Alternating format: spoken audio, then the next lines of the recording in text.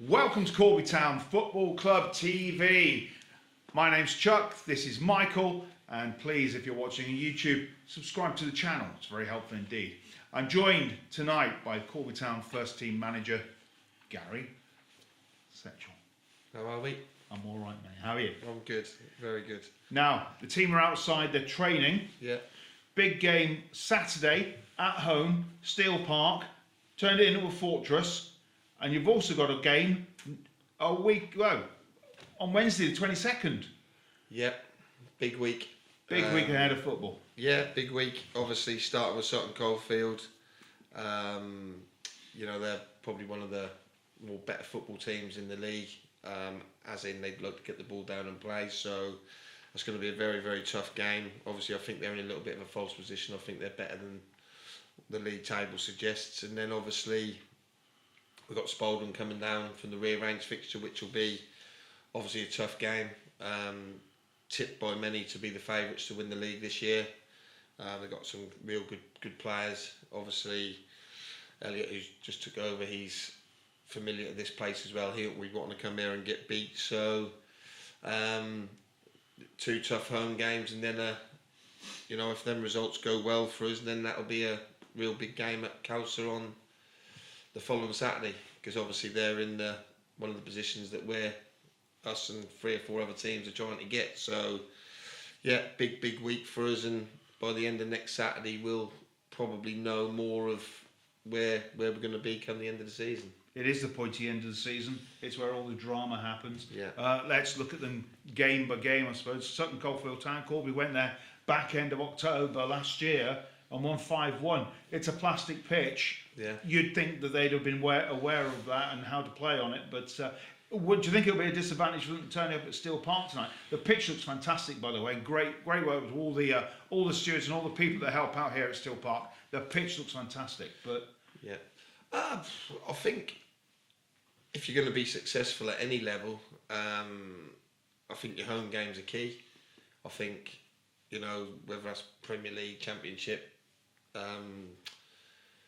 Northern Prem Division East, Midland Division, sorry. I think that's important that you do turn your home games, and you've got to win probably 60-70% of your home games and only lose probably 10, 15, 20% of your home games. So regardless of who you are and where you're at in what division, your home games are key, and obviously that's something that I'll be looking to do sort of during my reign here, is turn this into a fortress. Obviously, I've lost the league game. Obviously, got battered by Peterborough Sports in the League Cup and Cup competition, but we scraped a draw against Bedworth, and then we obviously put our best foot forward against How's Own. So, looking forward to the 2 home games, and we've been on the road recently. We know with 4 on the trot. We've won 3 of them have been away, which is never easy at this level, especially Loughborough, Dereham, and Shepshed. So, we're in good form.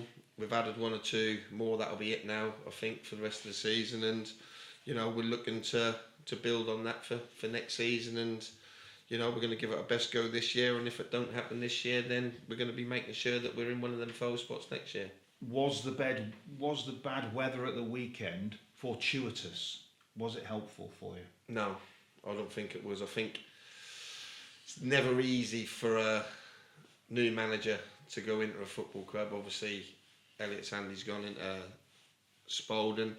Obviously, they're not doing poorly, are they? They're doing well. So some of their players, they must have got on with Brett, the previous manager. You'd have probably thought that he'd seen the season out, because he still had a chance of getting promoted, obviously, via the playoffs if they didn't go up automatically. So a lot of them players probably had good relationship with Brett. So 1 or 2 might have been feeling sorry for themselves. This wouldn't have been an easy place but certainly wouldn't be as easy as Daventry for them to open the account under the new manager. And we was in real good form, weren't we? And people was fit, and we was in good form. So no, I don't think that helped us. I don't think that's hindered us either. But there was a real buzz for Saturday. I felt a buzz for Saturday from the fans on social media. And let's hope they turn out with the same buzz against Sutton Coldfield. We can keep the ball rolling, and then there'll be an even bigger buzz. Because on a Wednesday night there's not many games on, so this Corby Spalding probably will catch the eye for the neutral, if you like. So I expect a healthy crowd down here next week, and hopefully, obviously not getting too far ahead of ourselves, that we have a positive result at the weekend and go into that game. Of course, you've also been busy off the pitch as well. Charlie Sanders is here. Yeah. He's training tonight, I guess. Yeah. And he's looking fit and ready and raring to go for Saturday. Yeah, fit, ready, raring to go. Great lad. Obviously a player I know well. One of the sort of players I can hang my hat on. There's never a dull moment, whether that's good or bad. Obviously, I think he got 11 goals last year from centre half, as well as 3 for goal of the season, as well as 4 red cards, and he was all action. But he's done a lot better with the discipline this year, and that's something he's worked hard on. But when he's crossed the white line for you, he's entertainment value. He's good, great in both boxes. He's a wholehearter. He's athletic, and he's a big lad as well. So he causes a lot of problems. Whether he plays centre half, which he played predominantly for me last year, we used him as a centre forward, and he scored goals. So he's a two-pronged player really. He's 2 signings in one, and we'll use him wherever needed at whatever time. Danny Gordon had an injury last time we saw. He didn't play. Didn't play, of course, at the game at Magpies, away at Magpies, Derren Town. So is he fitter? Is he available? Is he better? Yeah, that was more precaution really. That was touch and go whether he could get through it. But obviously, if he didn't get through it, you could lose him for sort of 4 or 5 weeks and probably the season. So that would have been daft to do that. That was a risk I was willing to take. That worked out well. Perhaps not the way I wanted it to work out, because we had to change our system quite early for what they was doing. We had to, they was getting on top, and we had to make a little adjustment, and ended up playing Tristan out there, which.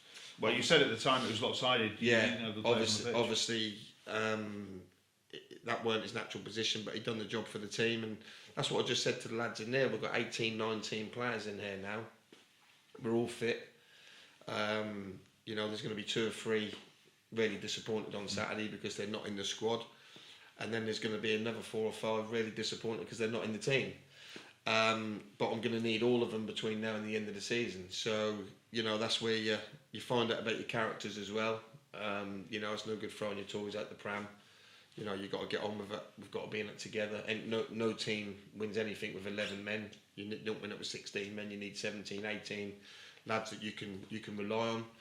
And that's where I feel we're at the minute. And that's just keeping everyone happy now. We've probably got 3 or 4 strikers who all think they're going to be playing Saturday. We've got 4 or 5 centre halves who probably, in their own mind, think they're going to be playing Saturday. And we've probably got 4 midfielders who think they're going to be playing Saturday. So, that's better to have it that way than when I first come in. And, we didn't have 2 strikers to play through the middle. We didn't have enough centre halves, obviously, with Jack going back to Stratford. So, it's a lot better position for me to be in, having to make decisions, than the team picking itself, which I felt that was doing when I walked in the door. Obviously, you watch a lot of football, Michael, because you're filming it here at Steel Park and away at games. What have you noticed?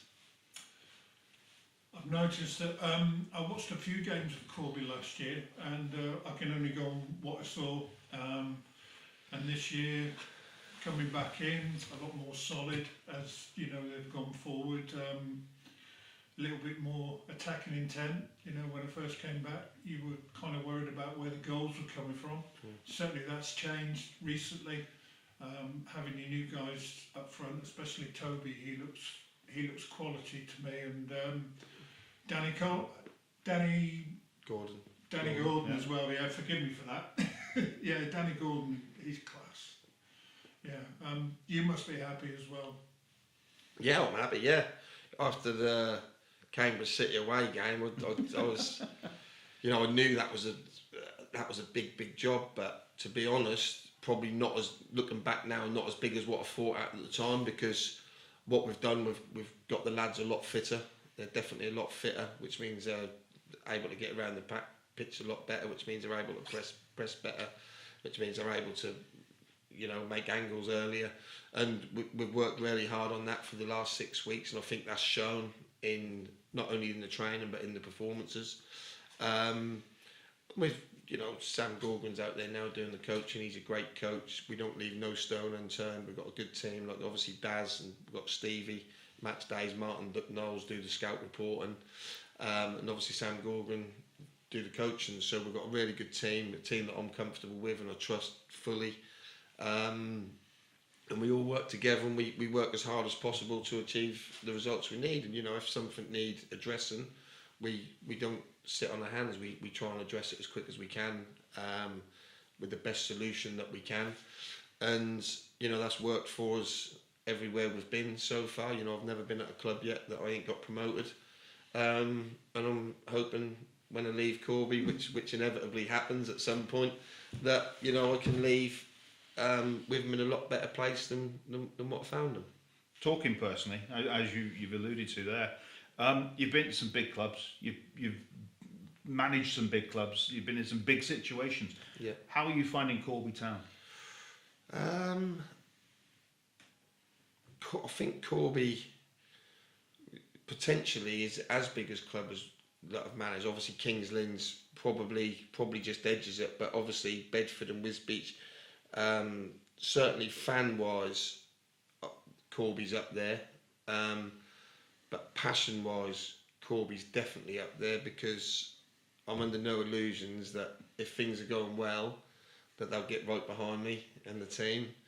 But on the flip side of that, I think they let you know if, not necessarily, if they see the effort and desire, which they was when I first came in and we was drawing and losing, they was giving me a fair shake, and I think they'll always get maximum effort from me. I had an amazing relationship with the Bedford fans, all the way through. They was brilliant with me, and I'm pretty sure that I'll get that relationship further down the line with the Corby fans. But it's like anything in it, this talk's cheap, actions speak louder than words.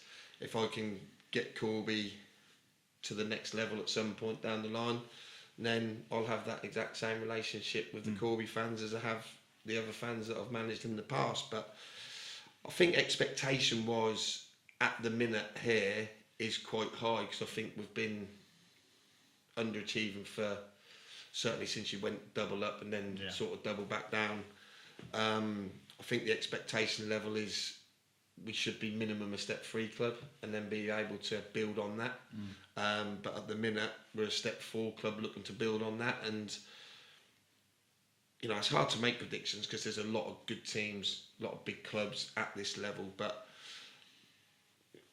we're trying this year. If we don't get there next year, we've got to make sure that we're at least in the top 5 next year, and hopefully pushing for promotion. But you're only going to lose 2 of Stamford, Spalding, Halzone, or one of the 2 of the big hitters, but you could have Hensford potentially coming down, and these teams are going to get stronger. Hopefully we're going to get stronger, and there's always 2 or 3 other clubs who are having a go. So it's never easy, and you've got to keep your feet on the ground. And when you're at a club like Corby, expectation is high. I know that. That's why I come here, because that's what, no disrespect to any other club, but I'd struggle in front of 55, 70, 100 fans every week. That wouldn't, I need that fan pressure to get the best out of myself, because I need to hurt if I lose, and I need to be on that massive high when we win. So that comes with the fan pressure, because that's relief for. You don't want to tell the Corby fans that, because they'll find your number. Yeah, they'll be texting you. I'm on Twitter. I've had a few messages. It's strange because we've had managers that have been contacting fans and speaking directly to fans, with managers that ignore the fans and most of the team. And different managers manage the team differently, and different managers manage the fans differently. But you seem to have it all in your grasp. And at the moment, I mean, I've never. I'm a bit old school, really. I'm a big believer in fans pay the money, they're entitled to their opinion. That's just football. That's whether that's step 6 football or Premier League football. I go watch my team sometimes, and I shout and stuff from the sidelines, but that's expected.